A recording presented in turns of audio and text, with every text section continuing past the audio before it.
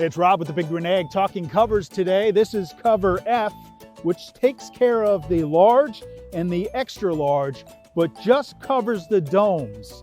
So that's really nice if you have a modular nest or the table or the islands and you just want to cover the dome. This product is for you. It is cover F.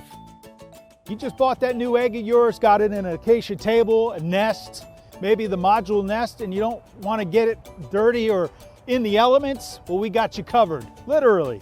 We got 10 new covers coming out this year, and some of them are great, from the ventilated, weatherproof, universal fit.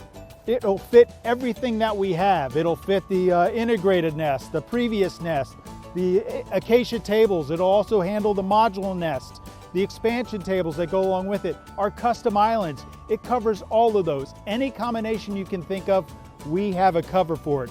And this is the premium quality fabric that has the Big Green Egg logo in it as well. It's durable in extreme temperatures, so it's got you covered whether you're living in the south, rainy climates, snow, it doesn't matter. It'll take care of it. It's got an easy on and off handle that's usually over the top of the egg.